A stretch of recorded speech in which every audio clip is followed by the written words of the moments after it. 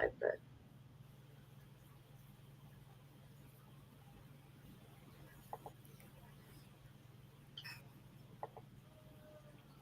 okay, so we are live.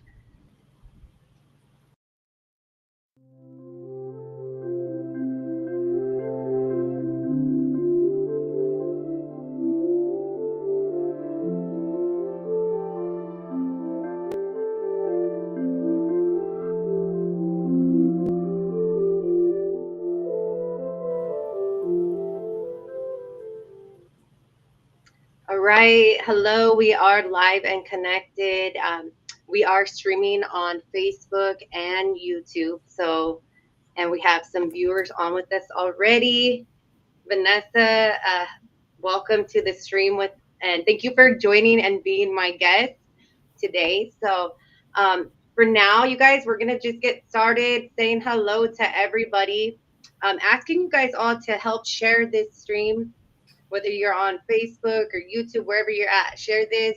Whoever may need this message, if you know somebody who's dealing with mental health issues, who has dealt with the police, who has unfortunately been in these situations.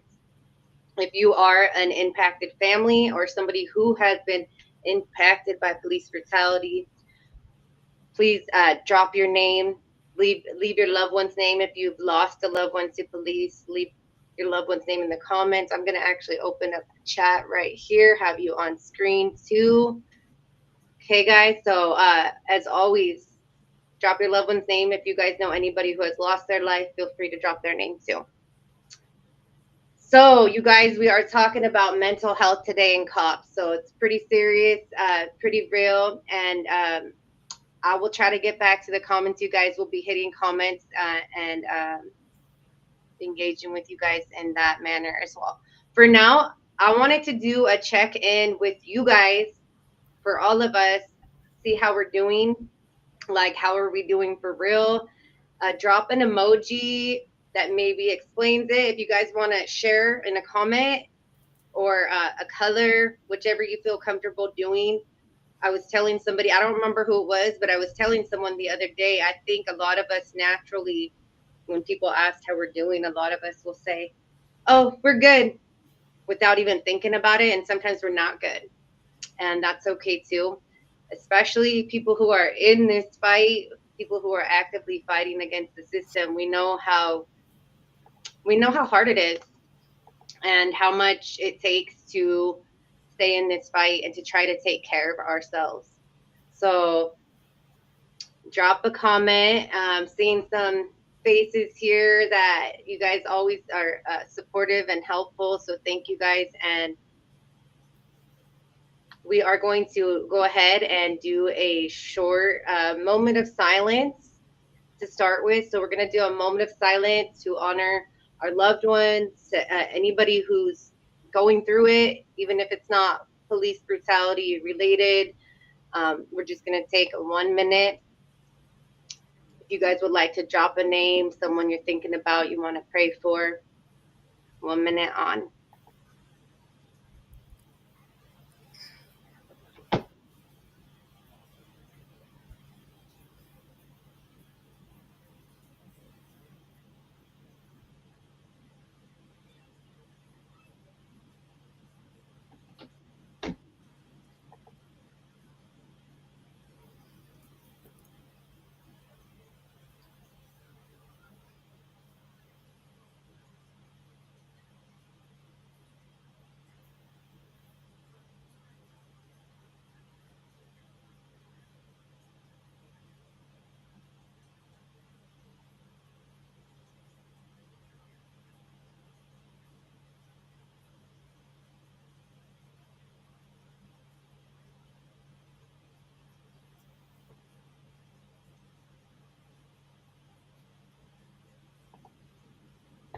All right, thank you guys. Thank you guys for doing that with us. Moment of silence. I'm going to start doing that and really just giving people a moment to stop, think, and if you don't pray or keep people in your thoughts, it's time to do it if you're joining us. Okay, we're going to go ahead and get right into this. And Thank you again, Vanessa, for being here. So we did our moment of silence, and we're talking about mental health crisis and police brutality. And I know that I'm not the only one that notices this, that a lot of people must wonder, why are so many of these cases mental health crisis? So tonight we're going to talk about that label and how it's used and the consequences that it has for our families, and the way that the police and officials manipulate it to excuse them from harming and killing people, essentially. So, you guys, according to the International Bipolar Foundation, 1 in 4 people shot by police is living with a mental health condition. Police are 16 times more likely to kill someone with a serious mental health illness than someone without one. And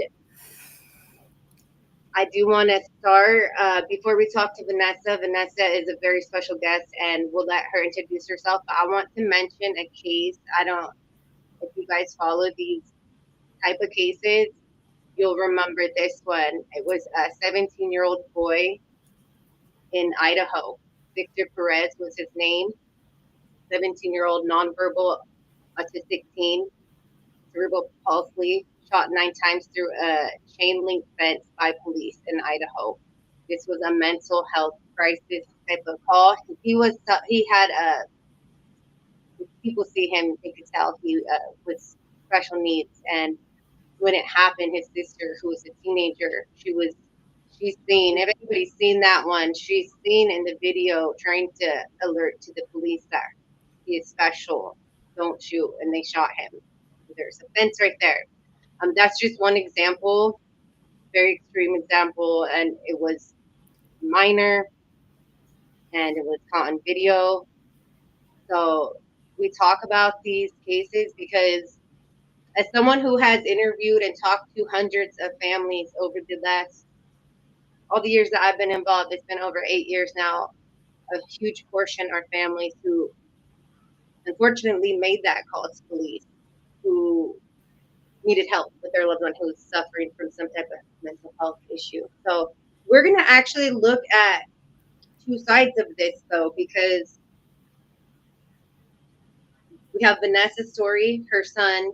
She'll be able to share more, but the thing with these killings, what we see when we really look into them, is a lot of them are, as I already mentioned, people who are disabled, mentally disabled, are suffering from some type of mental health crisis, and the police are getting away with it.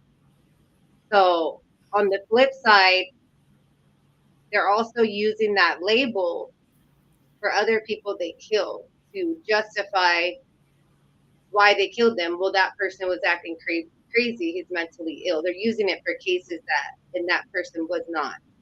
And that's where I will share more about how that relates to my family story with my brother. So let's first, we're going to talk to Vanessa. I'm going to bring up this image.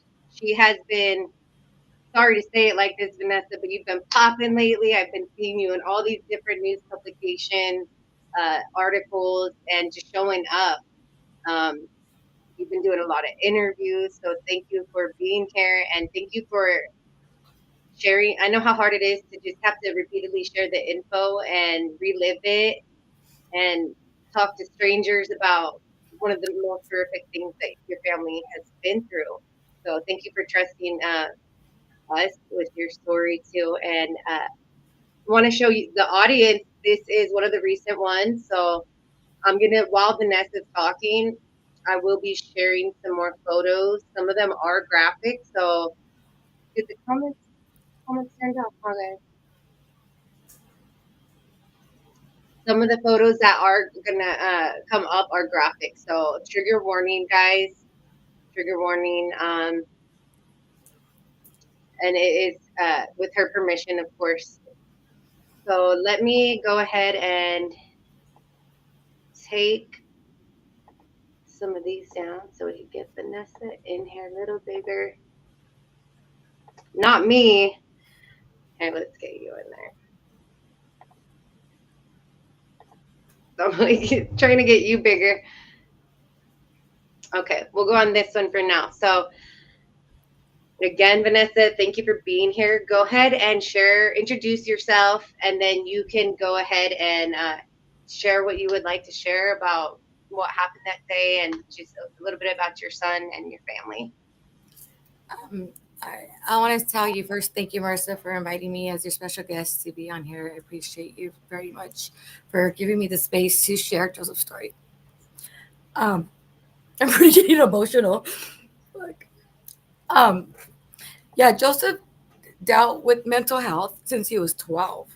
A lot of what I haven't shared with the audience or with people is that Joseph was hit by a car when he was 12. And since then, we had issues, mental health issues with him. He was in and out. Um, but at that time, being a minor, I was able to put him in a hospital and get him the help that he needed. Unfortunately, when Joseph turned 18, he was at that legal age to make decisions for himself. And when you're working with a facility or with like a wraparound service, they let the 18-year-old know, hey, you're 18 now. You're allowed to stop medication and you're in control of your life. You don't need these services anymore. And what Joseph did was use, he agreed. He said he refused to take the medicine. And that's another fault with the mental health system that we're having. Um, and I continued to do what I did when he was a minor, which was called the pet team. And when he turned 18, I called the pet team just like I normally would. And this time they came with the sheriffs and they said, now is uh, Joseph is much a hazard here, and it's neglect on my behalf because I'm the mother of two minor children, and having two minor children in the home with an adult needing medication is neglect on my behalf. So they removed my two daughters and they left me here with Joseph. They didn't they didn't offer him any type of help, any type of they didn't take him to the hospital, nor did they help getting him situated. And when they removed my girls, they said I had to get a restraining order on Joseph in order to prove to the courts that I wasn't going to put my two minor children in harm's way anymore.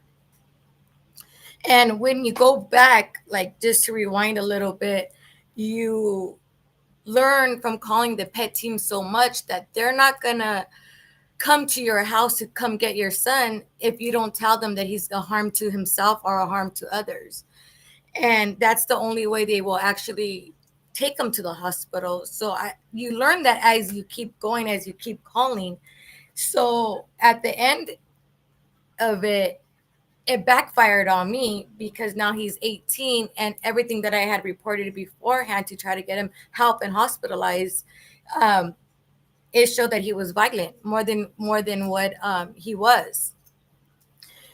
Um, and from there, Joseph became homeless, and he was on the street. Um, I don't know if I should just go and like do the beating, like from Joseph being homeless, it created a different life out there. He went from not going to school to being homeschooled by the same teacher for 3 years to all of a sudden now he's on the street homeless, learning this different. He got thrown to the wolves, in other words. Drugs came into the picture. Now he was on different types of drugs that he was never on before, and now he's delusional because the sun, because lack of eating, lack of sleeping, and just that whole lifestyle. It takes a toll on someone so young. And he was arrested, I believe, over 45 times. since after he turned 18, after he became homeless. And a lot of the time, Joseph said, you know, he was cold, he was hungry, he needed somewhere to sleep, and the only way was to get arrested. So, and that brings me to where Industry Station knew him. They knew who he was. Um, and from there, uh, soon after the beating happened, within 2 years of being homeless, they beat him. And with the mental health, again, Joseph, about a week and a half prior to Joseph being beat by the sheriffs, Joseph attempted to light himself on fire on Amar and Azusa. And when he did that, I was notified about 4 days later. I couldn't find him. I was looking for him, and there was complete silence. But then I got a call from the hospital saying he's here at College Hospital in Cerritos. This is what happened. And when you're 18, once you say you're good to go, your mind is great, you're able to get released. And that's what he did. And when I came looking for him again, knowing that he should be around here, I couldn't find him. And I found him at Industry Station. And I let industry know, hey, what just happened? And Industry said, no, they're going to keep him. He's going to stay where he's at. And I begged him, I said, no, listen, this is what happened. Like, can you meet me at the hospital? Can I do anything? Just help me get him on a 5150 hold. And they refused. And they kept him for 24 hours, releasing him the following evening, the evening around 7 p.m. And when I'm looking for Joseph everywhere, I'm not finding him. And, you know, walking from the station to my house, he was about 2 blocks away from home where they beat him, you know. And yeah, it yeah, that's So it sounds like you were already going through hell and Hart and Joseph alike, and then for something like that extreme to happen to him. How did you?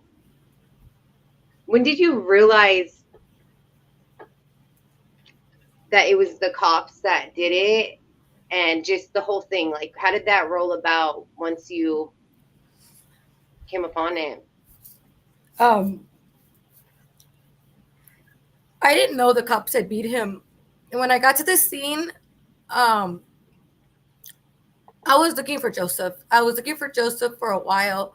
Somebody had called and they had said, hey, Joseph's walking towards your home and he's crying and he's talking to himself. And I went looking for him. And what I had, we lived next to it, the train tracks. And so I figured he would walk from the train, like that path, right, towards my house, because that would make more logical sense, I guess, so for someone like myself to walk straight. But Joseph went through the back streets from Industry Station to my house. And so when I was looking for him, sheriff's deputies were flying but they were going by one, in a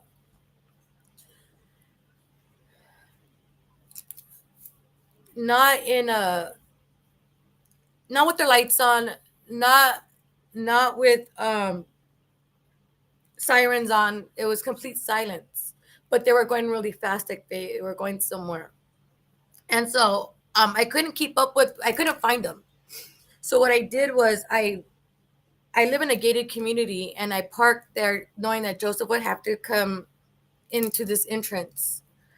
And what ended up happening was a helicopter came down below and very very close, and I thought to myself, um, I have to follow the helicopter because that's the only way I'm going to get to where these people were going. And when I got there, there was about 30 cop cars there.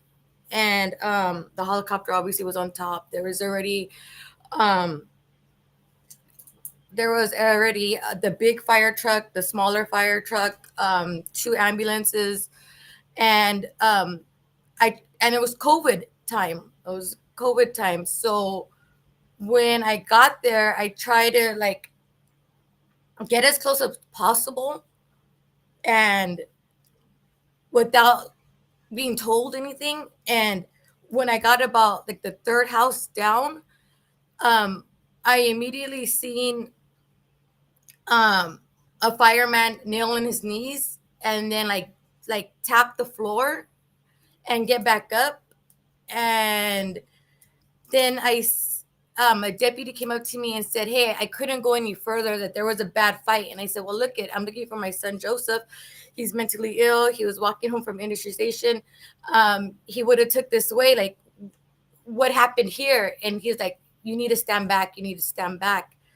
And they get real aggressive, the deputies, to where you feel like you have to listen to them, and you don't. At that time, I did not think that that was going to be my son. So I stood back, and then I seen other deputies, like maybe four, 4 to 6 deputies, put a man on a gurney, and he didn't have a uniform on. So when I seen that, I believe it was the captain that kept interacting with me, and I said, if there was a bad fight and those deputies put that guy on a gurney, then where's the other guy? And they just kept saying to stand back, but I couldn't. That I just had to stand back. There's a bad fight. I had to back up, and they weren't going to answer questions. And like I said, when you're there going through it, you're not processing it really. You're just I don't even. You're just there, and they took, which now I found out was a deputy, to on the gurney. And I remember a firefighter kneeling down, and it was about 45 minutes into me being there. They Joseph started screaming, and he started screaming for me, and then he would say, "Why did you do this to me? Why did you do this to me?" And then he would say, "Take me to my mom's. Take me to my mom." And that's so about 45 minutes later is when I knew that that was my son. And then I still didn't know that that was like I didn't know that that was a deputy, and I just couldn't understand why they took this man that beat my son on ambulance, and yet nobody was working on my son. And it wasn't until I got to the hospital and with the ambulance, and when they didn't allow me in the hospital. So when I seen the ambulance come out, I ran up to them and I said, "Can you tell me what happened?" And they're the one that told me it was the deputies that beat Joseph. That it wasn't 1-on-1, it was the deputies. And I still didn't believe that. Like I didn't believe that these motherfuckers would do something like that, because those are the cops. Like you don't hear, like, I didn't know what I know now. Like, when someone tells me that the deputies did something to them, no, I believe you. Like, I know now. But 5 years ago, I didn't believe that. Like, that's just unheard of. Well, I mean, at least it was to me at that time. And I don't, like, I'm sorry for crying here, but like I didn't, like, I just didn't believe that.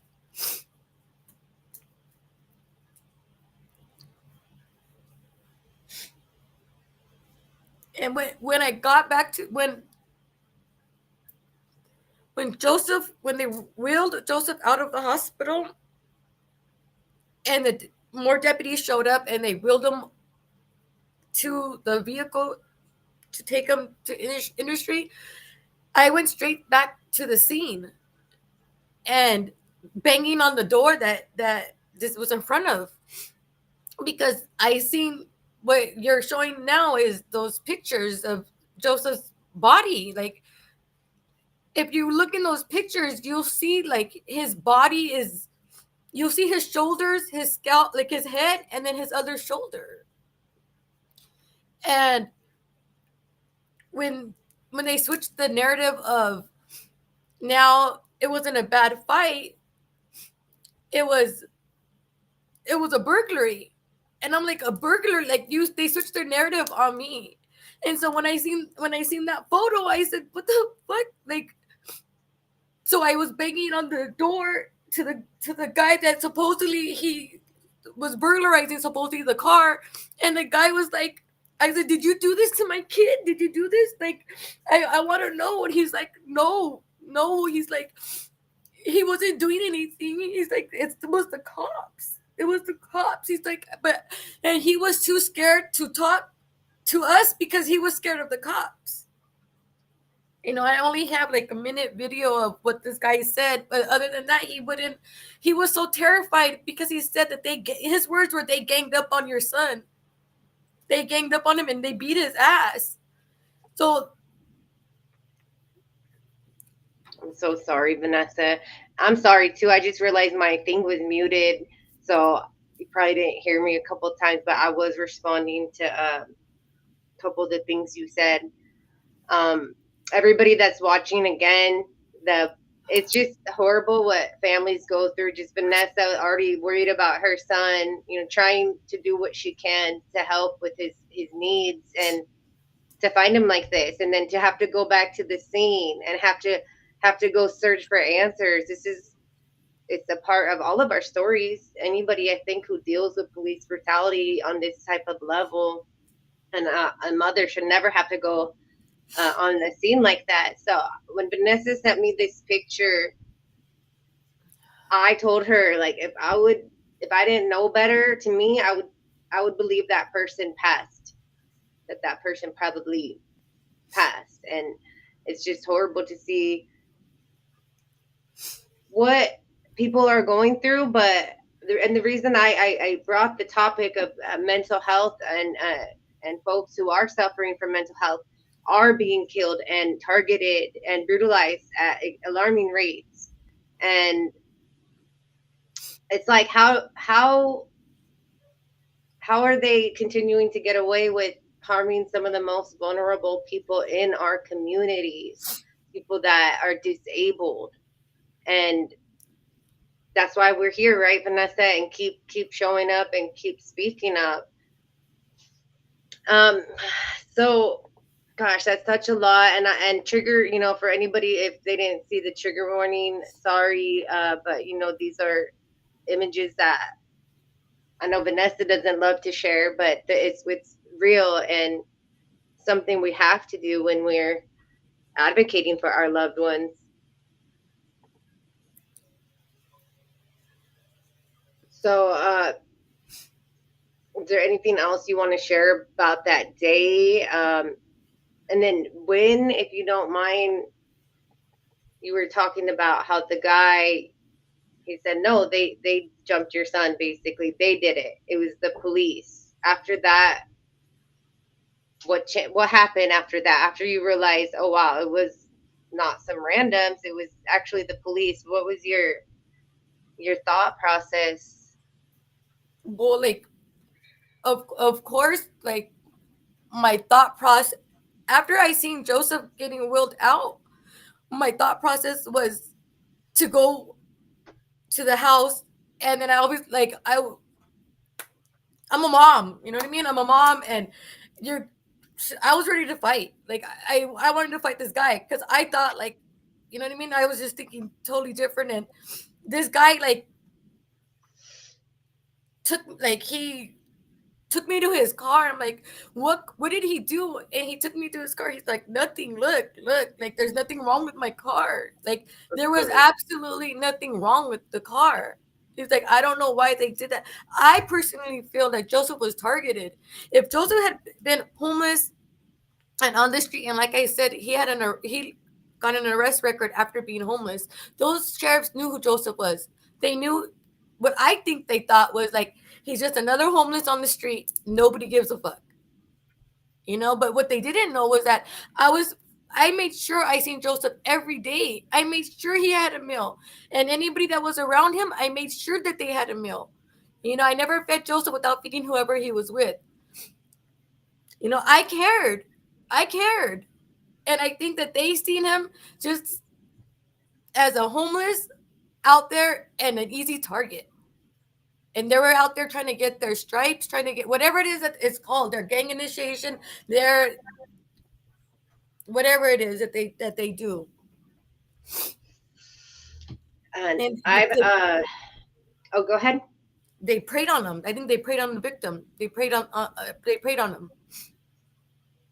Yeah, and I've had people who have different type of disabilities who have joined me on interviews before, and that's exactly what they said. I've had a survivor on before, a woman specifically, who she felt that's exactly what happened. That they picked her out of the crowd, like, oh, she's dumb, she can't, nobody will care, she won't do nothing. Um, but she mentioned she was actually that was a few years ago, and she kind of opened my eyes to how they're treating people that are disabled too, and not only when they do this and then they laugh about it, they joke about it, they target them. Yeah. I'm Yeah. gonna switch this photo. Another thing I know you mentioned about that photo was that it looked like he passed, and through this process of me finding out like your own rights to records and police reports, and what I had did early on was I got a hold of the fire department, and I wanted their records, and I wanted the records to the ambulance, and I wanted the records to the police department, and I wanted every individual records for everybody, right? And when you're in this, you don't know you're allowed to get these records, right? So, with the fire department, I was going back and forth with them, and they ask you for a birth certificate and your ID, and if you have, your loved one's ID as well. And she couldn't find Joseph, and I know I told you this already, Marissa, but like for everyone else that's listening, other mothers, they couldn't find Joseph. No adult was beaten in La Puente at 2 in the morning that night. And the more and more me and this lady had developed this relationship of talking with each other, she kept asking, "Are you sure? Are you sure?"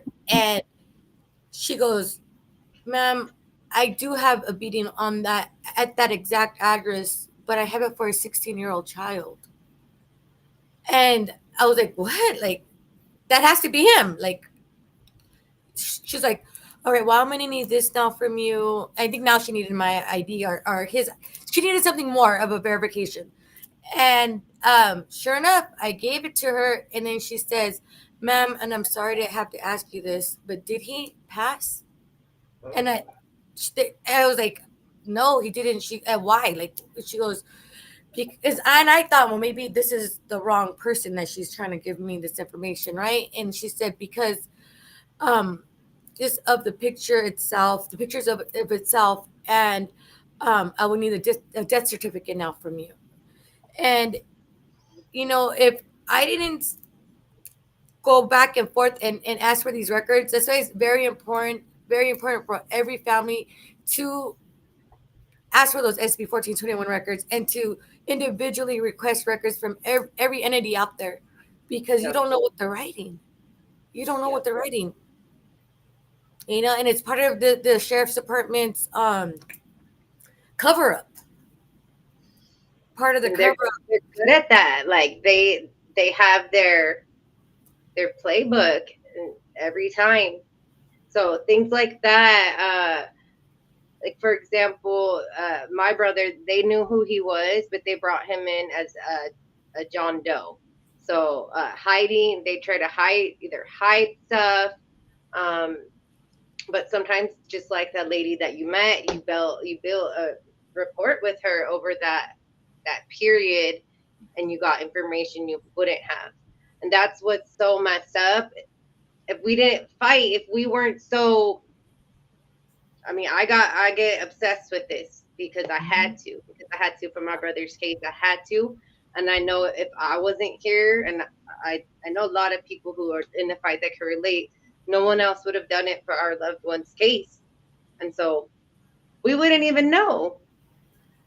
It's horrible, but that's thanks for saying that to families too, and anybody really fighting back. Got to get every document, every detail, every angle. I still find out stuff about my brother's case with stuff I'm getting, and still harassing the city for more information. So has there been anyone else on the side of officials who have helped you in any way, who have shown compassion, who have tried to steer you in the right way? Or of organizations, you said? I just mean like the police, anybody that's Well, not like the oversight commission has definitely been a big help, and also the inspector general. Uh, um, they've been a great help, as much as help as they can be. You know what I mean? I know they're limited to what they can say and what they, but they've helped Dignity and Power now. Michelle, when she was working with them, she was a great help for me. She was a great help. good, good.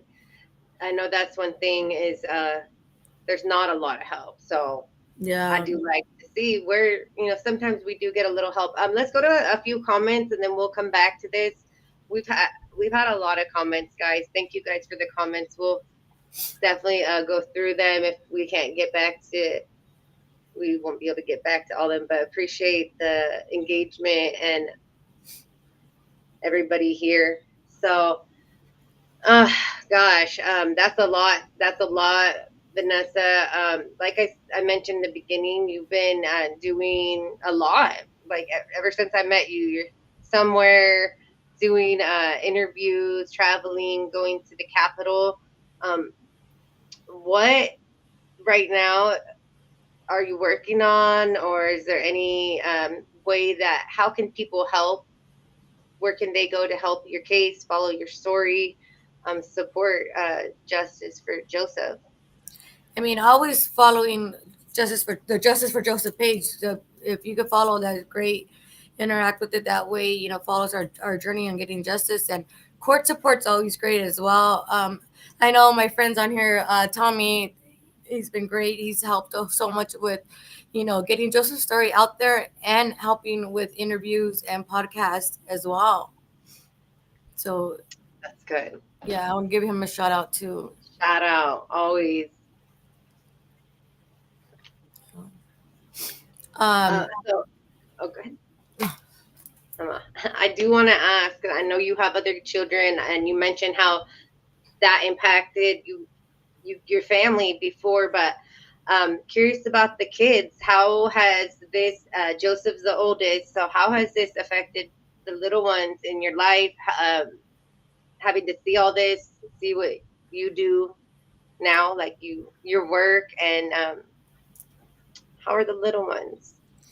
They're good now. I think my oldest daughter, she's 18 now.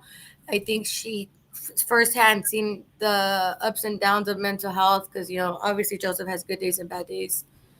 And firsthand, I think she's the one that probably been affected most, as to where my daughter, my younger one, Joseph left out of the home, when she was 3. So um, she's interacts with him more when we go out to eat, or when we try to go out to eat with him, and stuff like that. Um, yeah, and another thing that affected with my older daughter, like I was just mentioned, um, her sophomore year, the seventh deputy became her school resource officer at her high school, and Wow. that took a toll. That took a toll on her. And Joseph had just did his 2 years from after the beating, and he was released that month. And we find out that he that that deputy is on my daughter's school campus. That that turned everything upside down. That was just another. That was another fight. That was another I fight. think I don't know if that's when I first crossed you, but I feel like that was something I in the beginning of crossing you. I feel like that was one of the things I saw, um, the deputy being at your daughter's school. And actually, that's a whole topic in itself, because that is something we continue to see is killer. I mean, I've seen multiple killer cops, even in my hometown, go to be a school resource officer after they killed, which is some sick shit. And obviously, a situation like your son's, I don't feel like it's fair to say that was just a beating. Like, I feel like they tried to kill your son based off of the evidence and the photos and what happened to your son. So that says a lot. So these schools and the cities and the counties, that they're actually, hey, you guys killed or almost killed someone. Let's go put you with the kids. Like, what the hell Right? kind of shit is that? Yeah. And two, it took 9 months to get this guy off the campus. You know, and we could get this. And so when I'm bringing it to attention to the county and going to those public cluster meetings and trying to remove him, um, he knows he's going to be removed, right? Because now Luna and Skeen, Jason Skeen are like interacting with us both, right? Like, so he's aware of what's happening. And then I filed a restraining order on him. So we're going to court. Like, we're actively going to court, right? Me and my daughter for this restraining order. And because that's the only way I felt like we could do it, because, you know, obviously, like, I can't just beat him up or anything, or just can't just, you know, so like we took him to court, and that was like a 4 month battle. And my point is that they're complicit with that. And the whole time he's knowing he's going to be removed, he starts applying to be a detective in Carson. So guess what? When he leaves in June, that's what he became, a detective in Carson. And it's fucking sick. It's sick what they do. And then just another example of what are the sick things they do, move them around. Okay, well, and get them to do it before certain, it's the same playbook. Like Same this, playbook. yeah, it's like the worst in the Catholic Church. They rotate and transfer. And you're not you that's another thing with families, is like you're looking for a Pacific deputy in this certain station, and they're not even there anymore because they've already rotated them around somewhere else. Yep. Yeah, absolutely. So somebody left a comment in here. They probably assigned that deputy to that school just to be the sadistic bastards that they are. I agree with that, because actually that happens in our story too. One of the cops, there was 5 people involved in my brother's killing, and the woman, her husband was also a cop, and he went to my niece's class to go sit in for history class. All of a sudden, I'm like, why do they want cops to come and teach history class now? And I've heard this story a lot of times from families as well, and it's like they do it on purpose. Yeah. I mean, what else reason to put these people with kids? Yeah. And again, who does that? But that's another cover up as well with the sheriff's department. Because when I went to the school district, they're saying he didn't have no priors of excessive force. And I went there with pictures, and I went there with the police report. Like, no, this is him. This is what he's capable of doing, and this is what he's doing to children. Like, you Yep. know, and mind you, like you guys, they marked my kid at 16 years old when they beat him. Like, no, this is what he's doing. And they said that they had no record, but yet who knows what the truth is. They do it on purpose. Yeah, I believe it. I believe it. Yeah. Yeah. Yeah. We got a lot of comments. Thanks, guys. I was just scrolling up, Vanessa, and these will show later on YouTube as well, so you can catch up if you'd like. But just getting a lot of engagement. People are saying justice for Joseph. Sorry what you've been through. They are the biggest gang. Yeah, and on and on. A lot of people just sending well wishes to you and your family, Vanessa, for what you guys have been through. Anybody who is in here that is an impacted family, keep dropping your loved one's name throughout the duration. people watch the videos later too, so they'll see your guys' comments. Always want to invite you guys to always come on and feel, know that this is your space too, to uplift your loved ones. When we're talking for every person that has been stolen or abused and harmed. So thank you guys for being here again. Um, any questions, guys? Let's see. I see Susan caught flipping a child's desk over and dragging it out of the classroom. Yeah, people just commenting. That was an earlier comment, actually. And it's not like, we could go online and see, just type in police brutality. There's excess amount of evidence and proof. So it's like at this point for a long time, it's no denying.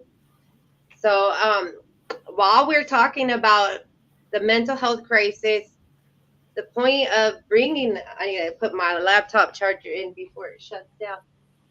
But I wanted to talk about this as well because, I mean, one second. I'm back.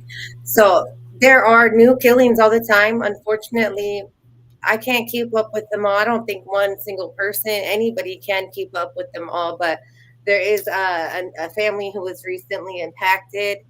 The victim's name Peter Villalobos, and I wanted to just mention that loved one's name. Um, Riverside PD. This happened August 6th, so very fresh. This family, I'm gonna actually bring up a photo. I have a couple of photos that I so I can show you guys. A friend of mine was out there supporting the family, and Vanessa as well has been out there to support the family and show up. And so Vanessa, since you, I was already planning to bring up Peter. People have been sharing about it, and before I mentioned it to you, you mentioned to me that you had met the family. So if you can share a few words with everyone about just your experience going and meeting the family. Um, a very sweet mom, very sweet mother. Very, she's hurting. She's hurting. Uh, it breaks my heart with her.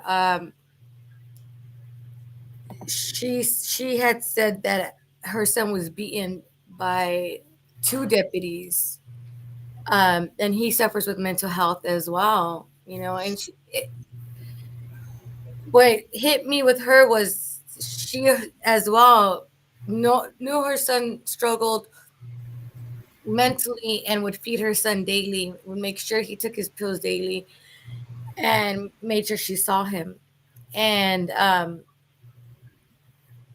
she also said that when the very end, I guess he was asking for water, and that's one of the things that Joseph had mentioned to me was that he just kept begging for water and begging for me, and it's you know um, it just hurt my heart. It hurt my heart knowing her son passed away, and I feel for her. My heart hurts for her. Yeah, and so my friend here, he showed up. I see people from that I've met through this showing up for new families, and I try to do the same as well when it's in my area. So I just commend you for also showing up for families, because I know when we do that as well, like we feel it, we're reliving, these moments too. We get, what they're going through, so it affects us too. It's heavy. Yeah. um and then seeing these photos, it brings, for me, every time I see a new family, I get flashes from going back to my brother's death, and us being newly impacted, and how that's just such a, it's hard. It's a big smack in the face, and a whole lot more than that. And So, yeah, thank you for showing up for the family, and just my love and prayers to them too. So, the other side of talking about the mental health crisis and how so many these days, it's not just like, I wouldn't even say half that they're saying are mental health crisis when the police kill them. It's so many. So I see people starting to be in the comments like, "Oh, is everybody just having a mental health crisis?" Um, and I want to bring attention to the other side of police using mental health crisis to kill people and get away with it. Because in Michael's case, my brother's case, my light flashing. He My brother had been targeted by these cops. They had threatened to kill him, and he was experiencing a lot when it came to the cops, and he was telling us, he was talking about it, he was leaving posts about it. And so when they killed Michael, they try to make it seem like Michael was just a mentally ill person and he's just crazy. But it's like, well, Michael was actively saying Officer Richard Wright it threatened to kill him, and Michael was looking for a lawyer, trying to get help, trying to get anybody to help. So they used that Michael was mentally ill, which he was not. They try to use that to be like, that's why the cops killed him. That's why there was an incident. So they're using it to target people, and then they're using it to justify the killings. Um, the hard part for us families is that we don't know, a lot of times we don't know what happened. We don't have that. It takes fighting, and just as Vanessa shared, it takes a whole lot of fighting, persistence, repetitiveness, showing up again and again and again for years. I know some families that it's been years and they still don't have the documents and evidence, and it's just damn near indefinitely they're not going to get it according to the cops. So my point is, I'm going to bring up a picture of my brother too to share. It was hard for us because when we filed a lawsuit, what happens? They want to say, well, Michael was mentally ill, and I'm over here the one speaking out. I'm like, my brother was not mentally ill. Like he went through a fucking crisis that day that the officers created that day. Like some of the witnesses that saw him before he died, like that he looked like something was going on, like something, he looked like something was wrong. Well, yeah, because the police had already attacked him and broken into his home and attacked him. So he's in a fucking crisis at this point. But yeah, they use that. I forgot to bring up the picture. So if people look up my brother's case, some of the articles will say he was having a mental health crisis. But if people look at our federal lawsuit, which is the most recent findings in the courts, the appeal courts, and where they're actually going through the documents, they actually say that the Barrera family, that we're saying, and that they believe us, that Michael was targeted. So it came out after years. It took years for any type of court to acknowledge that. Um, and I know my brother would be pissed if I would like just continue to sit by and let people be like, yo, Michael was just mentally ill and that's why the cops killed him, instead of like the truth. So it's kind of a weird place to be. Okay, I'm gonna bring up,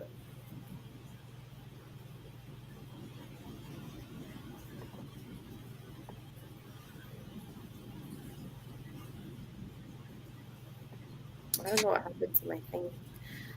Okay, let's look at, yeah, they try to put a narrative on our loved ones. Yeah, we got some moms in the comments, guys. Yeah, I seen that they try to put the narrative on our lips, and I completely agree. I completely agree. You know, with Joseph's police report, there's 86 pages. 20 of those pages are redacted, and not one page is dedicated to what Joseph said. It's all about what their narrative is, and I'm sure it goes for all of us. Yeah, It's always their narrative that fits best to fit what they just did. So, exactly. Exactly. That's what we continue to see. And it even goes into, like, if anybody's read their initial court documents, if you actually sit and read it, you can see how poorly they're written, how they're not basing it off of facts. It's yeah, like all based off of just what the cop said. yeah, They will purposely omit testimonies and evidence from witnesses if that witness can be helpful, yeah. not to them but to the victim. Actually, so one of the last person who saw my brother before he was killed was a EMT. He was with AMR, and he wasn't there on the job. He actually lived there, so he spoke to my brother and the detectives. And also, I want to mention too that my brother, one of his last words were he needed water. So hearing that your son said that when they were trying to kill him, I've read that in multiple documents now from victims. It's usually when they're asphyxiated that they're gonna say they need water. I've just read it so many times now, and yeah. So I guess that's how it feels when they're about to die. In that way, they need water. So, um, but yeah. So one of the last people who saw my brother alive, who was a witness, he told the next day the detectives, both times they talked to him, they tried to be like, because he had been with that his job 20 years, so EMTs know cops and no firefighters, they all know each other, right? So they Mhm. all work together in some capacity. And the detective tried to ask him, oh, so since you've worked with people like this, da da da da da, basically trying to put in his head if Michael was mentally ill, if he appeared that way. And the guy, he said no. And then he asked him, did he seem to be on drugs, under any substances? He said no. He said Michael was actually pleasant. That was like 2 minutes before he got killed by the fucking cops in the corner. So I know I barely, back to how important it is to keep getting evidence. I barely found that interview and that evidence from my own still getting documents. And I felt like that says a lot. And I felt like that question was to try to use that, okay, he was just being nuts and that's why they killed him. But then they have one of their own saying, no, Michael was actually pleasant when I talked to him. 2 minutes later, killed by cops. And they said he was acting all crazy, that he was doing all this crazy shit. So, yeah. So I feel like our stories are a little different. There's different situations of what led up, but ultimately it's like I thank God your son survived. But ultimately it's like we're still fighting the same way. And it feels like, I hate to say it, it just feels like not much has changed. And I know for the 8 years I've been here, little changes. Hmm. Everything's changed. So,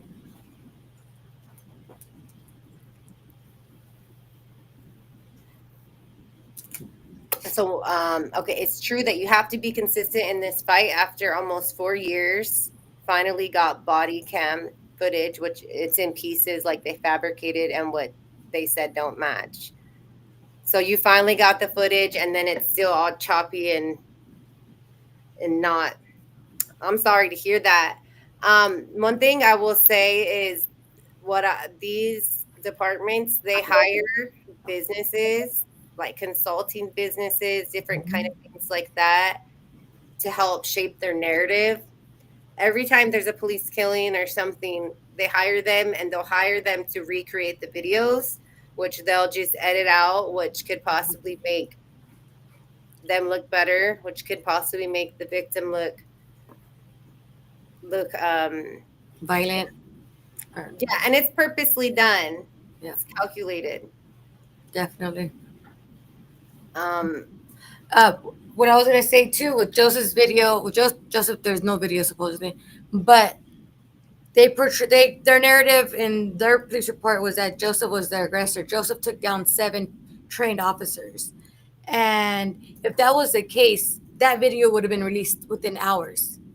That would have been released within hours. yeah, And the fact that that didn't get released is because Joseph didn't beat no one up, and that's why there's no video. You know, and they do have people that edit and fit their video just perfectly. yeah. And just for anybody who maybe for your case, if you want to learn, you could always put a public records request in to see if they hired any consulting companies or outside agencies or firms to help. There are ways to get information that might not seem very it might not seem useful right now or certain things, but you can sometimes find something in it. Sometimes it's connecting names, finding money stuff going on. There's a lot you could find out through public records requests.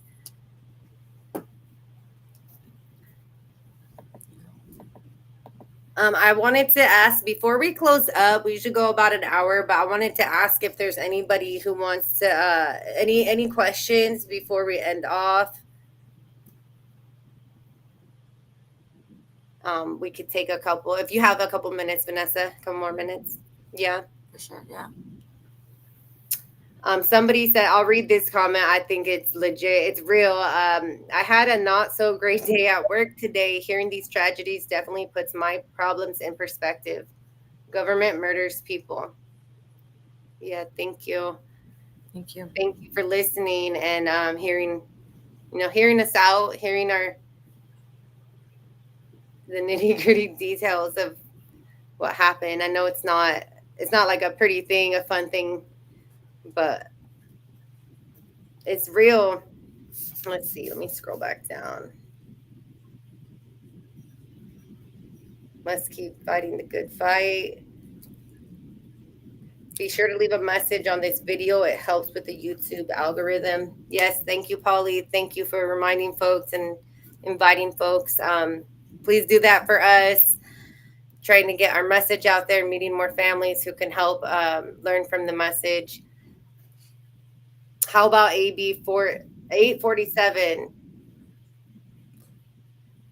Yeah. Most of you guys are aware of the AB 847 and also AB 572. There's 2 bills that Marissa and myself are both on trying to fight for. What the AB 847 is to go ahead and get the records, get unredacted records for those commissions that we do go to. I'm not sure if you guys have heard of the Oversight Commission out here in LA County. That's what ours is called, the Sheriff Oversight Commission. And like I mentioned earlier, they requested Joseph's records, but they got records that anybody could get. So 20 of those pages are redacted. So this AB 847 would go ahead and allow that commission to get the unredacted records and maybe not share them with us, but nonetheless, they would be able to share the record with themselves and ultimately investigate a little tiny bit something there, you know? So if you guys are there, please, sorry for my daughter. I know my daughter keeps coming. She's good. She's over here writing me notes and having me read them. And Your mama back. um, and you all can call your senator. It's already on the Senate floor. So please call your senator and tell them to vote yes on AB 847 and also AB 572. Yes, for AB 572, some of us are going to be going there next Wednesday to the Capitol for another lobby day. I'll be there with me and my mom are going to show up. there's a lot of impacted families coming down. And yeah, so AB 572 basically will protect impacted families from being interrogated after our loved ones are killed. That is one of their dirty tactics, uh, pulling up on us after they killed our loved ones, whether they're keeping the bodies from us, whether they're lying about their status, whether they're just telling us they need information to pull information out and use it against us. They've done a lot of dirty stuff. But we've been families have been working on bills. Families have been showing up. People don't always see the work that's being done. I was just in a meeting yesterday for this for the 572. While my kids are running around fighting, they're boxing. I'm over here listening, like, yeah, trying to keep up. But we really spend our time out here um, trying to make change. And I know 572, it's not gonna. It's sad because the bill we're fighting for, we fought for a lot of bills, and there have been changes here in California specifically too. But this one is, it's like, because we know there's going to be more victims, so that it protects the next family, and it can also help in their criminal case if hopefully we start getting criminal cases actually charging these officers. But it also can affect our civil cases too, because they get this information from vulnerable families, and sometimes they also handcuff the families. They've made little kids walk over their freaking uncle before. Like Mhm. they've done things where I know family who have committed suicide because of what they've been through with that exact incident. Seeing their loved one be blasted right in front of their fucking face, and then the cops separating their families, kids beating up the family members. It's horrific. Mhm. Yeah, okay, guys. So thank you, Polly. Yeah, I wasn't gonna say that. I was gonna forget like I usually do, but feel free to support. There's different ways to support you guys. Subscribe.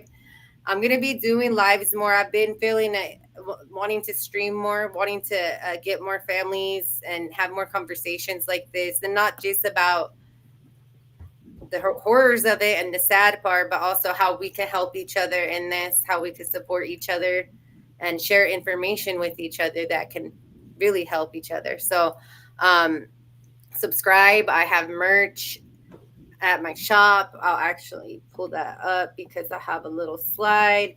Um, yeah, so I have my merch, Marissa B, www.marissab.online/shop. But I have a couple different type of shirts. Check them out. This is the one I'm wearing right now. This is my pink one though. Um, I don't talk to cops. FTP.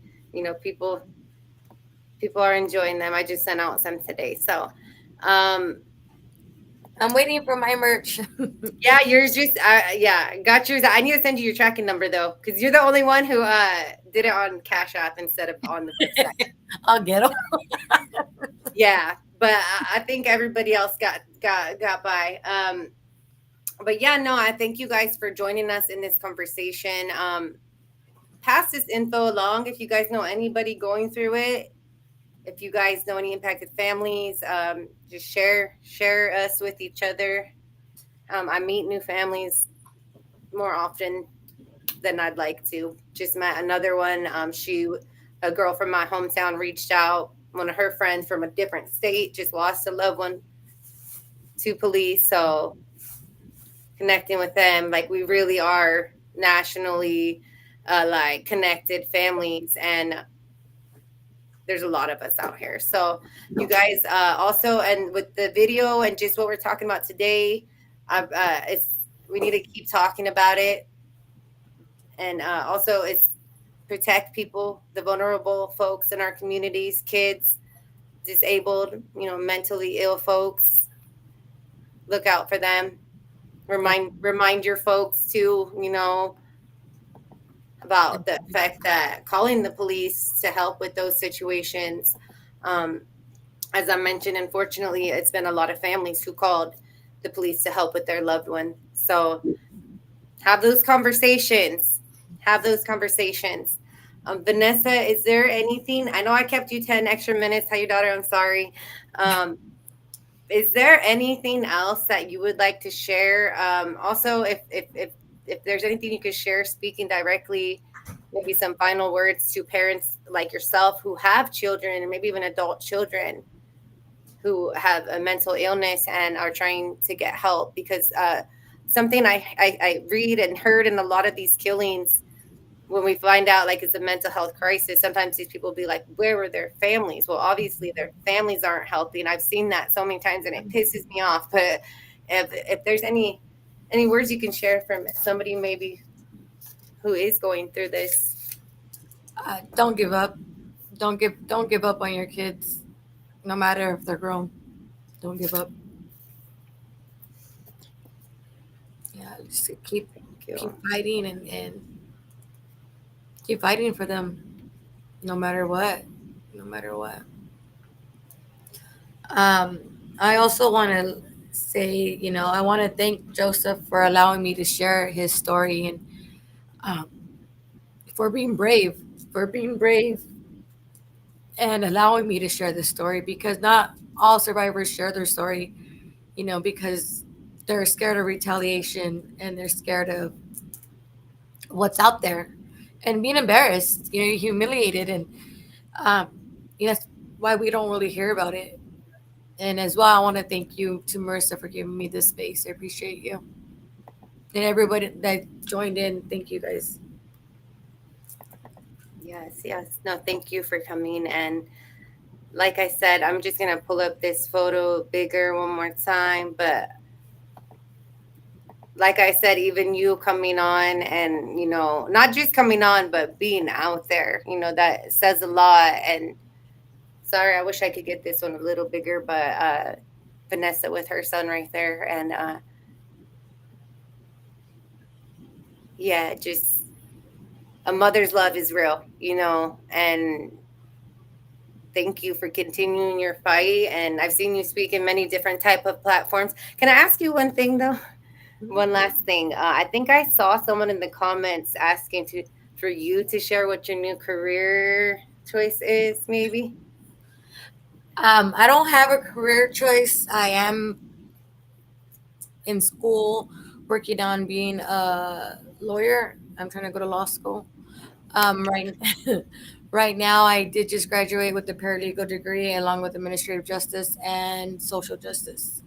And right now, I'm starting on Thursday my criminology major.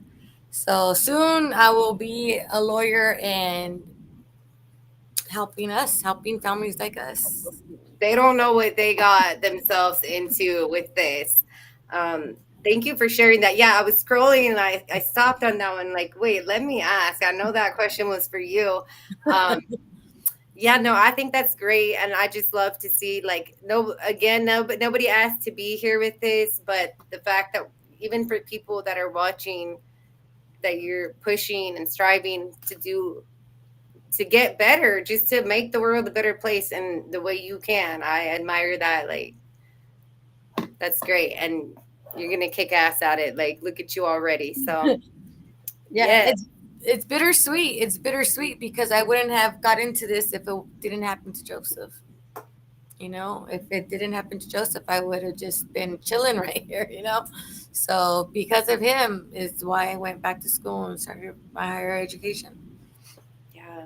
That makes me feel like yes, like it's sad, it's sad, but it's real and it's moving. I'm like, yeah, I wish you the best with all of that. And I know you're going to do great things. And I hope to see you again soon.